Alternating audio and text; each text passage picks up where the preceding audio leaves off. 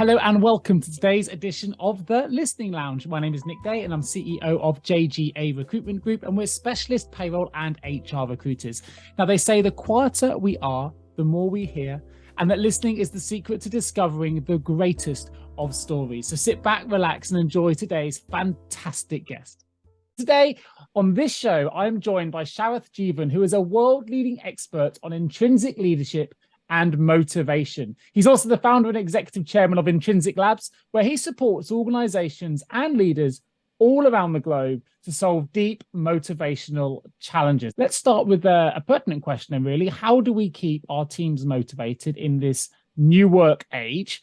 And why has our motivation gone in the first place? So I think a lot of times we're struggling with three things, I think, really thinking about teams, Nick, overall. One is the sense of direction. Often we feel quite rudderless in terms of knowing where we're going.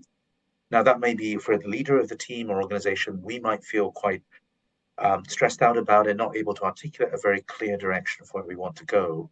If we're an employee in that team, we're often wanting desperately our leaders to tell us where we're going and also to shape it with us also. So there's that question around direction, I think often is quite core nowadays, especially when it's very fuzzy and there's no easy answer in terms of where our organization goes. The second area is around potential. Now, we don't often feel like our full potential at work is being realized. And so there's a real desire, I think, to have these environments where all of us can be our full selves and contribute in the fullest way possible. We often don't feel that, so we sort of retreat inwards and put up these barriers, these boundaries up. And that means that we create a kind of vicious cycle there as well with us and our employer. And the third area I think that's coming up a lot in my practical work is around motivation that you alluded to. I think we often don't feel deep connection to the people we're helping and serving in our work. We don't feel we have enough ownership and autonomy. We're not growing the skills we need. And as a result, I think we can end up feeling like we're kind of going through the motions. And back to your quiet quitting example, that's exactly what we're saying, right? People are staying in jobs a bit more now. Obviously, the economy is a little bit more challenging, but are they really throwing everything at their work? That's a real challenge, I think, to think about. Sure. I'm going to compartmentalize that response slightly. I want to just focus in on two things you mentioned there. One is the ability to feel comfortable to be ourselves at work, and the second, obviously, around purpose. I'm going to pause the purpose bit and revisit that in just a moment. I just want to ask you then, based on the response you've just given, how closely aligned is the idea of psychological safety in the work environment linked to the ability for people to be able to bring them best selves to work? Is it, for HR professionals listening to this, how important is that element in order for people to find that motivation? Yeah, I think it's a really critical underpinning, actually, Nick, as well. And what I think is happening a lot is that we often sort of talk a lot about psychological safety, even more and more. And some of the work from Harvard Business School and so on has been well, received in the Amy Edmondson and others, etc., who I'm a big fan of. It's been well received. Is it really happening? That's where the gap is, I think, as well. And I think what happens instead of the psychological safety, we have this kind of retreat into what I call a fear and compliance-driven culture. I'm doing a little bit of work in the financial service industry right now, and what I'm seeing a lot of is that there's some great talk from leadership often, but actually when it comes down to it, there's very much kind of blame culture coming through. You could argue politics is in a very similar place, right? So if you have that kind of blame culture, it's very hard to do things with genuine intent, intrinsic motivations of doing it because you really believe that area being your full self, because you're always worried about being blamed or being the fool, girl or guy. And I think we need to sort of couple that idea of safety, which most of us now buy into day-to-day practice in the workforce. That's, I think, where the gap is right now. Okay. So if we think about the fact that, let's say we are an HR leader who's managed to create what we believe is a good psychologically safe space for our employees, the second part of your first response then linked to the idea of purpose. And we hear a lot about the importance of why, and we hear a lot about companies creating their own mission statements, but actually individuals not creating mission statements for themselves. I know that your book talks a lot about purpose, autonomy, and mastery. So how can we find our purpose? And once we know what our purpose is, how can we use that knowledge, that experience, that understanding to help us find more motivation in not just work, but I guess in all aspects of our lives? Yeah, Nick, I think, and since writing the book, I think I've become more aware of these two sub-dimensions of purpose. This idea of what I call big P purpose. So where is the organization going overall? It links very closely to direction we just talked about. But I think the bit that is often so missing as well, is that small p purpose piece around how does our work help and serve others each day, every day. And those feedback loops are often very hard to see. So you have, companies, or sorry, corporate executives who will say that my job is to meet an earnings per share target, or a doctor will tell me that that his job is to meet a waiting list target, or a school head teacher who wants to meet the an Ofsted inspection rather than actually genuinely help and serve communities and young people they work with. So what's happened, I think, is we've almost made it very difficult to connect back to the core purpose, the small p of what we do. Those people we're actually helping and serving directly. A lot of the work I do is about reframing organizations so that every employee can see that small p purpose. They can see that connection to the customer or beneficiary, client, community, whatever they're doing, patient. And so that it can all be anchored around that. And so if that's the case, then I think that if people are really focused on achieving that outcome for the person they're helping and serving, that's where the psychological safety comes in, because things can go wrong, right? You can do that wholeheartedly, genuinely, but maybe it was a complex operation, or the community, the school that had such challenging children, or in financial services, there was an issue that was very difficult to tackle because of a fraud concern.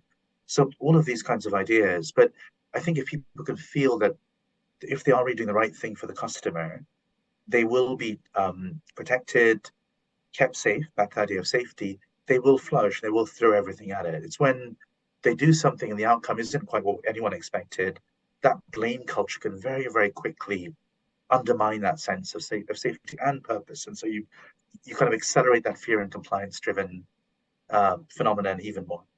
Yeah, I can understand. It makes perfect sense to me. Now, when we're creating a motivational culture, in your book, you talk a lot about there being 3 core principles. I'm going to ask what those are in just a moment, but they all start with the word intrinsic. So tell me a little bit about that word in particular. Obviously, it has huge resonance for you. I'm assuming that means it comes from within rather than from external factors. But because all 3 of your core principles start with the idea of being intrinsic, I wonder if you could just bring that concept to life for our audience. Yeah, so the idea of intrinsic really is that it comes from within, basically. And I think leadership, motivation, direction, all these questions, they have to come from within. So what I'm finding is a lot of pressure now, because we've almost, if you like, productized so much of our thinking around strategy and how organizations work. We're very analytical, we're very sort of hard-nosed about all those things, and we need to be to some extent. But if we do things without really connecting to what drives us, if you're a leader of an organization, you're not really compelled by where it's going. This is, back to that idea of putting human back into the equation, and the human resources equation. It's going to be futile, right? We're going to get close to those quiet quitting type examples or risks as well. So, yeah, how do we do all the things we need to do as a leader, as teams, as employees, but always harnessing very deeply to that inner compass that's within all of us? Fantastic. And of course, the 3 concepts that you've got, the 3 core principles are intrinsic motivation, obviously something we're talking about a lot today, but intrinsic direction and intrinsic potential. What if you could bring those 3 to life then for audience? How do they differ, particularly in the new world of work, a hybrid world of work, a cross-border world of work now as we go into a new era of globalization as well, and a new era of leadership as well? You've mentioned a lot there about blame cultures. Well, a lot of us moving away from old school methods of command and control into coaching cultures and more empathetic related leadership cultures. Certainly one of the questions I ask at the end of the show is, what are the things that people often see in a great leader? And the most common answer I get are empathy and kindness. So I wonder if you could bring those 3 core principles to life for us. If we start with the motivation piece perhaps first, I'd almost think about Nick as like the second hand. It's the short term, day by day, are we being really alive, engaged, and deeply immersed in our work as well? And I think the kind of work environments we're in require that now, because things are moving so quickly. We need to have that sense of flow and that sense of really being with what's going on right now. And I think it's that what I find often is a big barrier around motivation at the moment is around autonomy. So there's a bit of this kind of vacuum where employees, in a way, sort of assume that employees know how much autonomy they have. Employees don't always, often aren't sure, and the two are a bit like ships passing the night. They're never clear and never very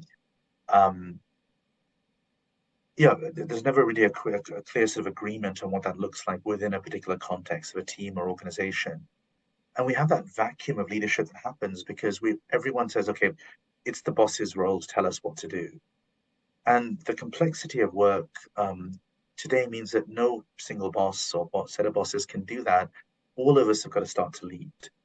And so I think that if you think about the motivation angle, it's really this idea that we talked about purpose already, but on autonomy, this idea that really we can take control and we can start to redrive things in a much more powerful way in the short term.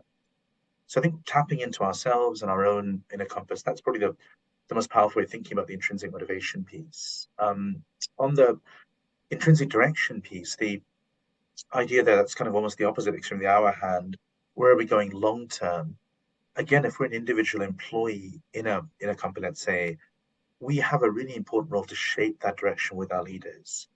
And we're not takers, we also need to be shapers as well. And so how do we try and move our mindset to saying, we're often the closest person to the ground. Let's say you're a salesperson in let's say a fast-moving consumer goods company. Sure. And you're getting real-time feedback from customers or clients about your products and services, what's working, not working. It's so important that you feed that back to your leaders to really help them together with you shape where the company goes, what it offers, where it's adding value, and so on as well. So I think on the direction piece, again, really seeing ourselves as really important in that dimension of setting leadership and direction and shaping that with our colleagues. And if I go to the minute hand, the third part of this, which is more the medium term perspective, I think there it's about working with our employers to create the right conditions for us to flourish at work and being very open up to them about what those conditions are, feeling we can be authentic, and helping them understand how they can bring that out in us, helping the employer bring out strong connection with us to our work. So that's very, very important.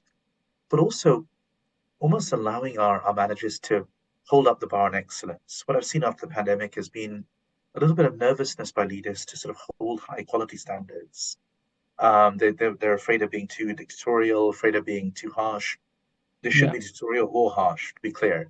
But I think it's really important they're honest in their feedback, and we create these critical conversations, have a rich feedback culture. Because what that means is that everyone knows where the bar is being set. There's no ambiguity there. And I think people really respect that in their leaders, and they want that. They want to know, they want to do their best work, but they want that guidance and support to get there. Yeah, so all three of these are really important. They're all sort of different hands of a clock or a watch, if you like. And it's about how they all work together that's really important there. Thank you for joining me on today's episode of The Listening Lounge. My name is Nick Day, and remember, every great conversation starts with great listening. Till next time.